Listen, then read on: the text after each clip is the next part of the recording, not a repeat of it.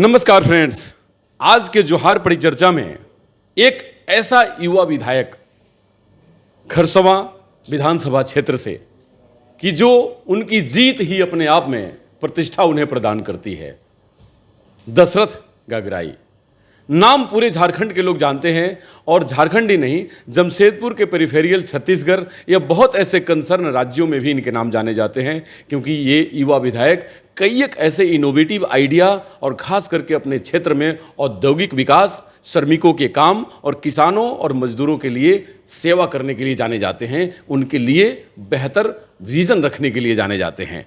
तो मैं आज उन्हीं से बात करता हूँ। दशरथ जी, सबसे पहले तो आपका स्वागत है हमारी इंडिया टीवी ऑनलाइन पर। और मैं सबसे पहला बात ये जानना चाह रहा हूँ कि जो भी आपका क्षेत्र है वो औद्योगिक क्षेत्र ज़्यादा है, कृषक क्षेत्र थोड़ा कम है, या है तो 50-50 है। तो क्या इस दोनों के विकास, क्योंकि कृषि और उद्योग, और उसमें भी ऐसे उद्योग धंधे हैं आपके तरफ जो एमएसएमई हैं, सूक्ष्म उद्योग हैं, लघु उद्योग हैं, इस तरीके के उद्योग हैं जिससे लघु कुटीर उद्योग हैं जिससे लोगों को डायरेक्ट रोजगार मिलता है। तो आज के डेट में बेरोजगारी का जो आलम है, जो बेरोजगारी की दृष्टि हम देखते हैं लोगों में, या दूसरी बात कृषि में जो हम लोग देख रहे हैं, लगातार किसानों के प्रति जो सहानुभूति लोग रख रहे हैं, कई एक जगह पर उनको बड़ी परेशानियों का सामना करना पड़ रहा है। तो कृषि और उद्योग को कैसे सामंजस्य बैठाकर आप अपने विधानसभा क्षेत्र में चल रहे हैं, हमारे दर्शकों को बताएं। चूँकि इंडिया टीवी को मेरी तरफ से जोहार। चूँकि हमारा विधानसभा क्षेत्र खरसवां पड़ती है जी। और सरायकेला खरसवां जिला में 3 विधानसभा क्षेत्र है। एक ईचागढ़ विधानसभा क्षेत्र हुआ, दूसरा सरायकेला विधानसभा क्षेत्र हुआ, तीसरा खरसवां विधानसभा क्षेत्र में संभवतः 2010 के आसपास से वहाँ उद्योग लगना शुरू हुआ है। ऐसे आदित्यपुर औद्योगिक जो क्षेत्र है ये मोटा मोटी सरायकेला विधानसभा क्षेत्र में पड़ती है। और कई के वहाँ कंपनी बैठी है वो मूल रूप से 100% सरायकेला विधानसभा क्षेत्र पड़ेगी। और हमारा खरसवां विधानसभा क्षेत्र में अभी उद्योग वहाँ धीरे धीरे आगे बढ़ रही है।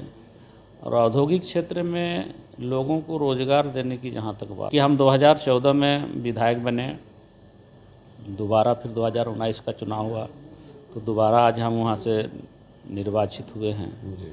मैं जब से वहाँ विधायक बना हूँ, हमारा कोशिश हमेशा से रही है, हमारे वहाँ जो भी उद्योग लगी है उस क्षेत्र के युवक युवतियों को वहाँ रोज़गार देने के लिए कंपनी के मैनेजमेंट जो डायरेक्टर होते हैं उनके साथ में हमारा वार्ता कर उनको रोज़गार देने का सृजन हम लोग हमेशा से वहाँ अवसर देने का काम कर रहे हैं। और अभी सरकार ने एक अच्छा पहल किया है, 40,000 से नीचे की नौकरी स्थानीय बेरोजगारों को 75% आरक्षण देने का जो नियम बनाया है और इस नियम का कंपनी ने पालन कर रही है। और हमें विश्वास है चूँकि इस क्षेत्र के काफ़ी बेरोजगार युवक युवतियाँ अपना रोजगार के तलाश में अन्य प्रदेश में उन लोग पलायन कर जाते थे। तो ये जो 75% का आरक्षण का सीमा तय किया है राज्य सरकार, अब हमारे यहाँ के नौजवान युवक युवतियों बाहर जो जा रहे थे उन लोग को बाहर नहीं जाना पड़ेगा, अपने प्रदेश में ही इन लोग को रोजगार मिलेगी, ऐसे हमें विश्वास है जी। दशरथ जी, एक बड़ी इम्पोर्टेंट बात है, स्वास्थ्य के दृष्टिकोण से अपने आप में बड़ी पहल करने की आवश्यकता है। और आपको पता है कि कुछ वर्ष पूर्व वहाँ पर 500 बेड के आसपास का एक हॉस्पिटल का शिलान्यास किया गया था, लेकिन वो आज तक काम कंप्लीट नहीं हो पाया है। बीच में अभी सुना है हमने कि मंत्री जी ने यहाँ पर कुछ ऐसा एक स्टेप उठाया है, स्वास्थ्य मंत्री बन्ना गुप्ता जी ने, जो आपके सरकार के मंत्री हैं, कि उस जगह पर शायद 160 करोड़ या 170 करोड़ रुपए एलोकेट किया है जिस उस अस्पताल को बनाने के लिए। तो उस अस्पताल का क्या स्टोरी है और वो कब तक बन के तैयार होगा, क्योंकि वो खरसवां विधानसभा क्षेत्र के लिए हमें ऐसा लगता है कि एक बहुत बड़ा मिसाल होगा, बेंचमार्क होगा और एक अपने आप में लोगों की बड़ी सुविधा का केंद्र बन जाएगा। कि ये 2011 में राज्य के पूर्व मुख्यमंत्री और वर्तमान में भारत सरकार का केंद्रीय मंत्री आदरणीय श्री अर्जुन मुंडा जी ने इसको आधारशिला रखा था। जी। मैं हृदय दिल से उनको धन्यवाद करना चाहूँगा। पर जिस उम्मीद और आशा के साथ में कोल्हान के जैसे धरती खरसवां में 500 बेड हॉस्पिटल को उन्होंने स्थापित करवाने के लिए आधारशिला रखा, पर जो एजेंसी काम कर रही है, एजेंसी किन कारणों से इतना विलम्ब कर रही है, ये विभाग और एजेंसी के बीच की काम है। मैं हमेशा से 500 बेडेड हॉस्पिटल को पूर्ण कर जनता को समर्पित करने के लिए बात को रखा है, और इस बार भी मैंने विधानसभा में गैर सरकारी संकल्प के माध्यम से मैं सरकार को सवाल पूछा था। सरकार ने जवाब दिया है। सरकार के विभागीय मंत्री आदरणीय श्री बन्ना गुप्ता साहब जवाब दिए हैं कि ये 2024 तक में इसको पूर्ण कर लगभग 198 करोड़ रुपया का अतिरिक्त अभी डीपीआर तैयार किया गया है, और 198 करोड़ के राशि से बाकी जो बची काम है उस काम को पूर्ण कर 2024 तक जनता को समर्पित करने का सरकार ने हमको आश्वासन दिया है। हमें उम्मीद है 2024 से चुनाव के पहले तक उस 500 बेडेड हॉस्पिटल को सरकार के स्तर से जल्दी पूर्ण करा करके जनता को समर्पित करने का मैं कोशिश करूँगा। जी, बहुत बहुत धन्यवाद, क्योंकि आपने पुरजोर कोशिश किया है विधानसभा में, और आपने ये बताने की कोशिश की है कि वो अस्पताल जल्द से जल्द लोगों को सुपुर्द किए जाएं और हमारे लोग वहाँ से सुविधा उठा सकें। तो सर जी, एक सेकेंड लास्ट क्वेश्चन है कि उद्योग में अगर बात करें तो अभिजीत स्टील से संबंधित बड़े सारे डिस्प्यूट हुए उस इलाके में, लेकिन क्या अभिजीत स्टील से संबंधित जितनी सारी समस्याएं हैं, क्या ऐसा लगता है कि इस बार जो नया विधानसभा आएगा उससे पहले ये समस्याएं सब रिड्रेसल हो जाएगी, हल हो जाएगी, उन सब समस्याओं को दूर किया जा सकेगा जो आपके विधानसभा क्षेत्र में है? चूँकि अभिजीत स्टील का समस्या अभी सरकार के स्तर से उनका समस्या नहीं है, इनका बैंक से रिलेटेड है। अच्छा।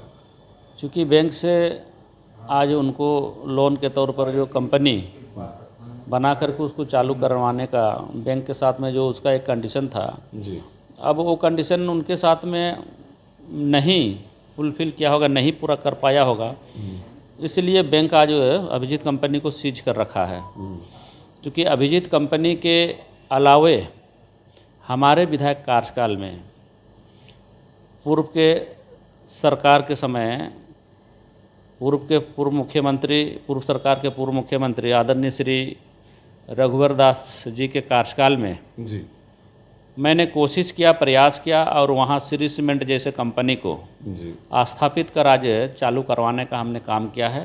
जी, और वहाँ हजारों क्षेत्र के युवक युवतियाँ आज रोजगार का अवसर वहाँ प्राप्त कर रहे हैं, और मेरी कोशिश है कि अभिजीत जैसे प्रयास किया और वहाँ श्री सीमेंट जैसे कंपनी को जी, स्थापित कर आज चालू करवाने का हमने काम किया है।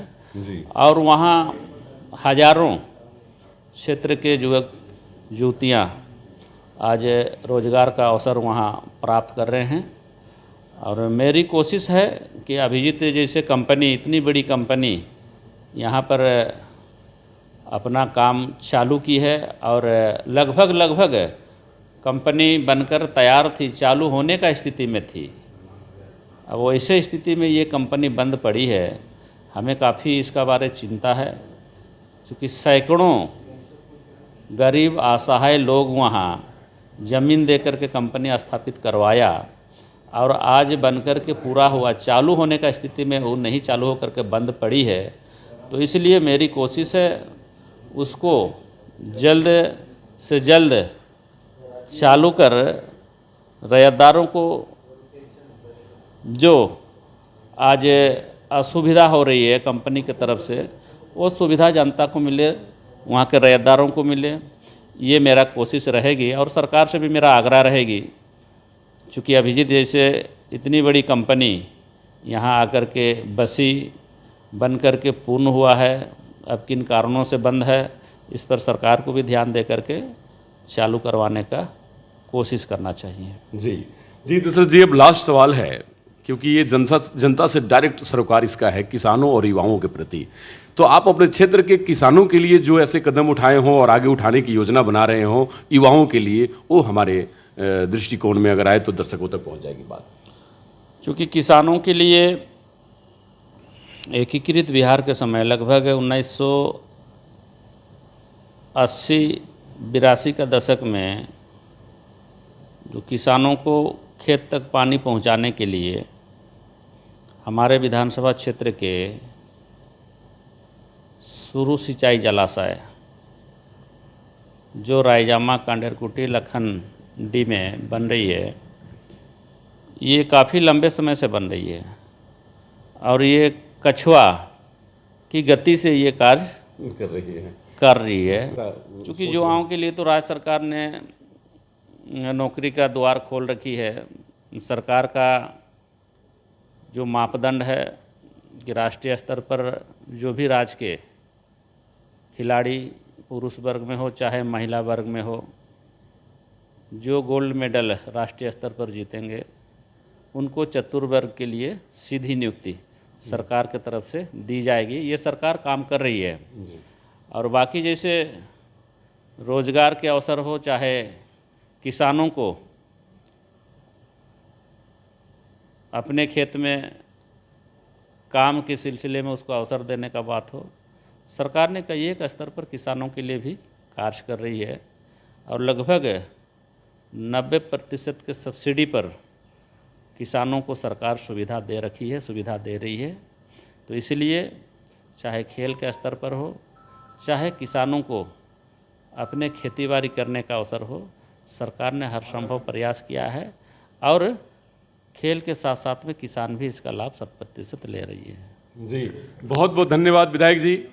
आज के जोहार परिचर्चा में बहुत सारी चीज़ें हमारे खरसवां विधानसभा क्षेत्र से संबंधित हुई जो पूरे झारखंड के लोग, पूरे देश के लोग जानेंगे। एक ऐसे युवा विधायक जिनके युवा सोच और लोगों तक पहुंचने की एक ऐसी क्षमता कि जो डे नाइट मिलाकर अपने विधानसभा क्षेत्र को विकसित करने के लिए काम करते हैं। लगातार दूसरी बार आए, लगातार तीसरी, चौथी, पांचवी बार भी आए, क्योंकि ये लोग ऐसे हैं कि जो अपने विधानसभा क्षेत्र की तरक्की के अलावा राज्य के विकास को समझ रखकर काम करते रहते हैं। तो इसलिए आज ये मुख्यमंत्री की बड़ी अच्छी टीम है हेमंत सोरेन जी की, जो कि सरकार आपके द्वार योजना जो चलाई उन्होंने, खतियानी जोहार यात्रा चली और सरकार को मजबूर किया कि अधिकारी वर्ग के लोग पहुँचें उस व्यक्ति तक और उन तक सुविधा पहुँचाएं। तो वैसे रिमोट डिस्ट्रिक्ट्स, लेकिन खरसवां डिस्ट्रिक्ट जो हमारा है औद्योगिक डिस्ट्रिक्ट से जस्ट बगल में है और हमारे जमशेदपुर से भी बहुत नज़दीक है। तो इस डिस्ट्रिक्ट का बहुत बड़ा भविष्य है और इस भविष्य को लेकर के अगर प्लान किया जाए जो विधायक जी ने कहा और इसके साथ एक पॉलिसी मैटर तैयार की जाए तो खरसवां डिस्ट्रिक्ट आने वाले दिनों में, जैसे दिल्ली में एक नोएडा का पोजीशन है, आने वाले दिनों में जमशेदपुर का वो नोएडा हो जाएगा खरसवां डिस्ट्रिक्ट।